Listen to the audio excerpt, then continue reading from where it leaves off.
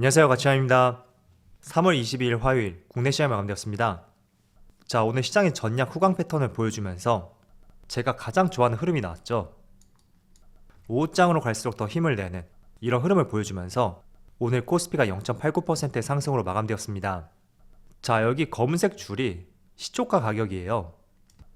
이 시점에 시작을 했는데 지금 보시면 시초가를 한 번도 터치하지 않고 계속 우상향 흐름을 보여주었고, 그리고 코스닥, 자, 코스닥도 마찬가지로 0.7%의 상승과 함께 종가가 거의 최고가에서 오늘 하루를 마감했습니다.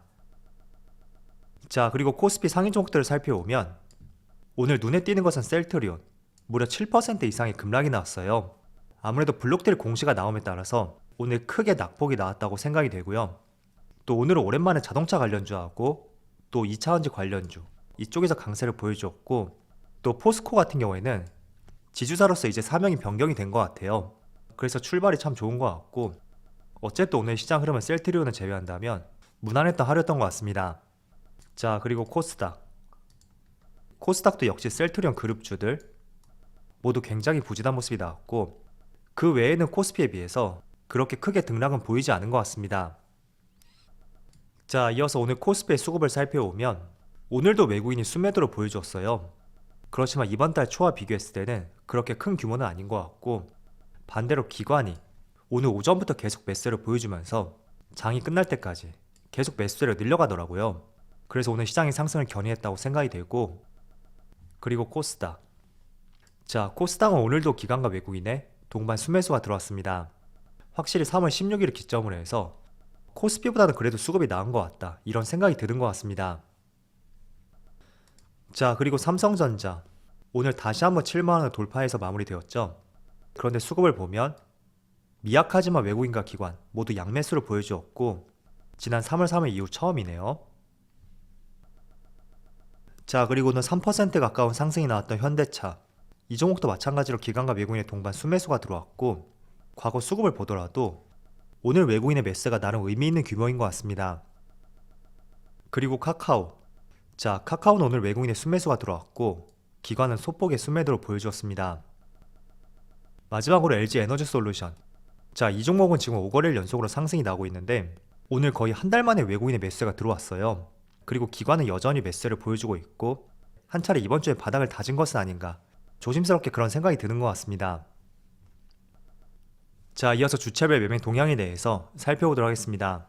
3월 22일 외국인이 가장 많이 매수한 종목은 현대차, SK하이닉스, 한국항공우주, LG에너지솔루션, LG이노텍, 이렇게 다 종목을 수매수 상위 종 올렸습니다. 자, 현대차가 정말 오랜만에 상위 종목에 포함이 되었네요. 그리고 기관은 LG에너지솔루션, 셀트리온, SK이노베이션, 삼성전기, 현대차, 이렇게 다 종목을 수매수 상위 종 올렸습니다. 자, 이어서 해외 증시의 흐름을 살펴볼게요. 오늘 그래도 국내 시장은 상승 흐름을 이어갔는데 전날 미국 증시의 흐름은 그렇게 좋진 않았었거든요. 지금 보시면 나스닥은 0.4% 하락이 나왔고 S&P 500은 약보합으로 끝났죠.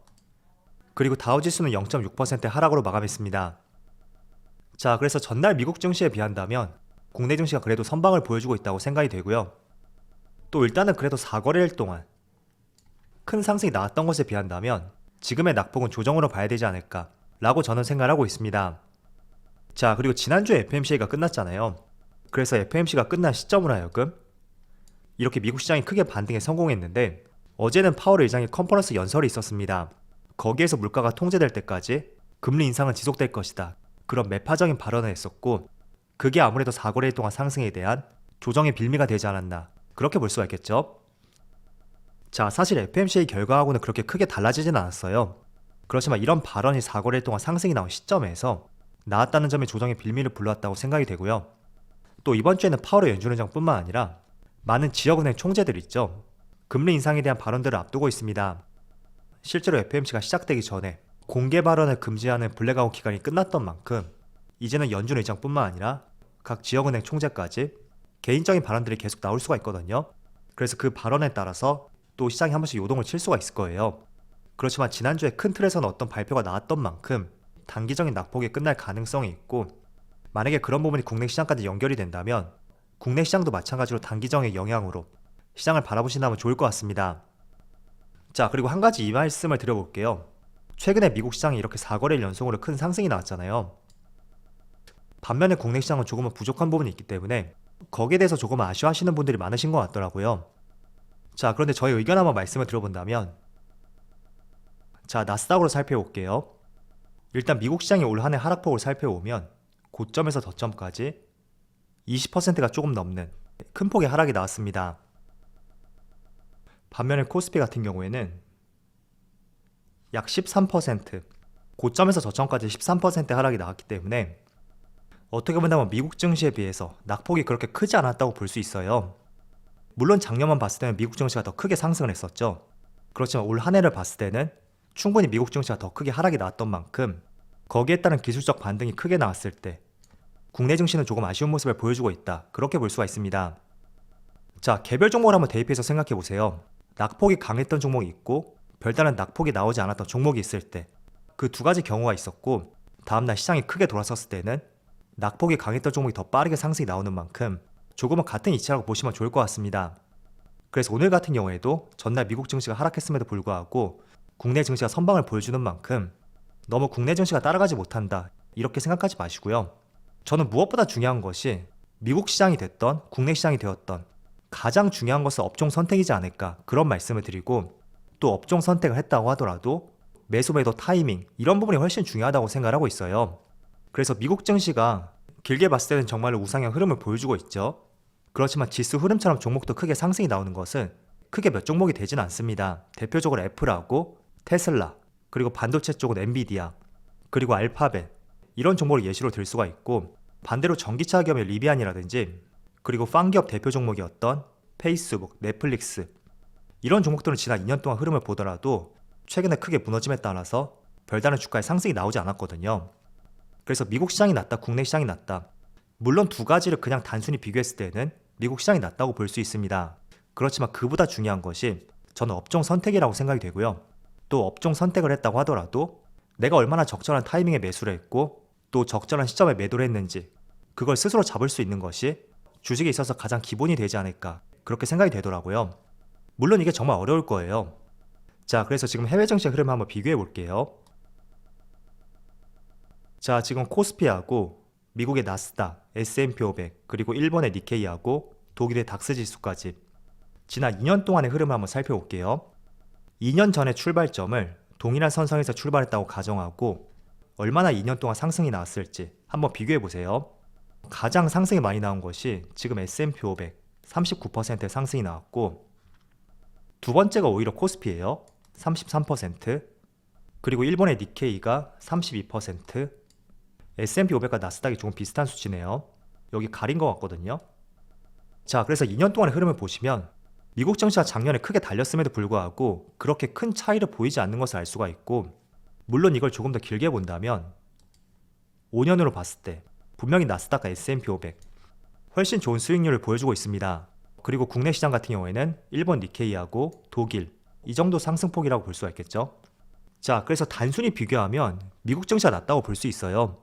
그렇지만 제가 더 강조해드리고 싶은 것은 아무리 미국 시장이라고 하더라도 그 지수의 상승폭처럼 개별 종목도 이렇게 상승이 나오는 종목들, 그런 종목들은 소수에 불과하고, 그렇기 때문에 훨씬 중요한 것이 내가 미국 시장에 투자를 했던, 국내 시장에 투자를 했던, 저는 업종 선택이 정말 가장 중요하다고 판단하고 있습니다. 물론 업종을 선택했다고 하더라도 내가 어느 시점에 적절하게 들어가는지, 그것도 정말 하나의 중요한 선택이 될 수가 있겠죠. 저는 그래서 모든 걸 다 제외하고 단 한 가지 업종만 투자한다, 그럴 경우라면 단연코 저는 2차전지 쪽으로 투자할 생각을 가지고 있고, 실제로 2차전지 차트 흐름을 보시더라도, 자, 2차전지 소재 기업들, 대표적으로 LNF, 지금 보시면 코로나 팬데믹이 있었던 2020년 3월, 이 시점보다 주가가 10배 이상 훌쩍 넘는 어마어마한 상승률을 보여주었고, 자, 그리고 에코프로비엠, 이 종목도 마찬가지죠. 2년 전 대비 거의 5배, 6배 이 정도의 상승이 나왔어요. 그리고 최근에 낙폭이 정말 강하게 나왔던 삼성 SDI, 마찬가지로 이 종목도 지금 2배 조금 더 넘는 상승 위치에 있죠. 그래서 저는 업종 선택이 정말 중요하다고 말씀을 드리고요. 내가 그 적절한 업종을 선택했다고 하더라도 어느 시점에 매수하는지, 그리고 어느 시점에 매도할지, 이런 것들을 고민해보고 그 시점을 잡는 것이, 정말 기가 막히게 이런 고점에서 매도할 수는 없겠지만 그나마 내가 정말 어깨에서 매도할 수 있는 그 위치, 그거를 고민해보고 그 타이밍을 노려보는 것이 정말 시장에 대한 공부가 되지 않을까, 그렇게 말씀드리겠습니다. 물론 저도 여기에 대해서는 100% 자신 있게 할 수는 없어요. 그렇지만 그 시점을 알맞게 잡기 위해서 기관과 외국인의 수급이라든지, 그리고 업종들의 흐름, 또 어떤 재료가 있는지, 주가의 이격이 얼마나 벌어졌는지, 그런 것들을 다 따지고 있거든요. 때문에 국내 시장이 조금 아쉽다고 하더라도 우리가 투자한 이상은 스트레스 받으면서 그렇게 투자해서는 안 되겠죠. 그래서 조금만 더 긍정적인 생각을 가져보시고요. 최근에 시장이 쉽지 않더라도 항상 힘내시면서 하반기에는 충분히 수익으로 돌아설 수 있기를 기원해 드리겠습니다. 자, 오늘은 시장이 조금은 특이한 것 같아요. 그동안에 유가가 상승하고 또 곡물 가격이 상승한다면 인버스 성격을 갖고 있는 에너지 가격이 상승함에 따라서 일반적으로 시장이 약세를 보이기 마련이거든요. 그런데 오늘 국제 유가가 다시 110달러를 돌파했고 다시 반등하는 모습이 나오고 있죠. 자, 그리고 국제 곡물 가격 14년 만에 최고치를 경신했다 라는 기사와 함께 곡물 관련주뿐만 아니라 오늘 에너지 관련주의 상승이 계속 이어지고 있습니다. 그런데도 오늘 시장이 반등이 나오고 있고, 그래서 이러한 부분을 봤을 때 시장이 조금은 내성이 생기지 않았나 그런 생각이 들고요. 그렇지만 곡물 가격과 유가의 상승은 충분히 인플레이션을 가중시킬 수가 있는 만큼 장기적으로 시장을 방해할 수 있는 요소가 될 수가 있겠죠. 그래서 곡물 가격이 상승함에 따라서 오늘도 사료 관련주하고 곡물 이쪽 섹터가 정말 강세를 보여주었고 유가 관련주도 상승세가 이어지더라고요. 그렇지만 다행히 시장이 약세 흐름을 보이지 않는 만큼 저는 시장의 점진적인 상승 쪽으로 기대를 해보고 있고요. 그리고 지금 여러분들이 지켜보셔야 될 것은 아마도 3월 15일 이 당시를 기점으로 해서 이때가 FMC 회의가 있었던 날이거든요. 대부분의 종목들이 조금씩 반등이 나오고 있을 거예요. 지금 보시면 LG 에너지 솔루션도 반등이 나오고 있고, 그리고 삼성 SDI 마찬가지로 이 당시에 저점을 형성하고 한 차례 반등이 나오고 있고, 또 삼성전자도 마찬가지예요. 물론 반등이라고는 볼 수는 없겠지만 그래도 직전 저점을 이탈하지 않는 모습을 보여주고 있죠. 네이버는 확실히 반등에 성공한 것 같고, 그리고 현대차도 마찬가지의 비슷한 흐름이 나오고 있습니다. 그래서 이 시장 흐름이라는 것이 어떤 악재 소멸과 함께 빠르게 반등을 기대할 수도 있지만 전쟁이라는 특수한 상황의 겹침에 따라서 이 상승 흐름이 조금은 천천히 이런 흐름을 보여주면서 나올 수도 있을 거예요. 그래서 지난 FMC가 있었던 3월 중순 이 당시의 흐름을 이탈하지 않는지 그 부분 한번 체크해 보시고요. 이 저점을 이탈하지 않는다면 충분히 시장이 돌아설 수 있는 그런 여지와 함께 가능성인 측면, 그런 것들이 상존하는 만큼 조금만 더 긍정적인 시각으로 한번 시장을 대응해보자, 그런 말씀을 드리겠습니다. 자, 그럼 오늘 영상 여기서 마치도록 하고요. 언제나 여러분들의 성공 투자를 기원하도록 하겠습니다. 감사합니다.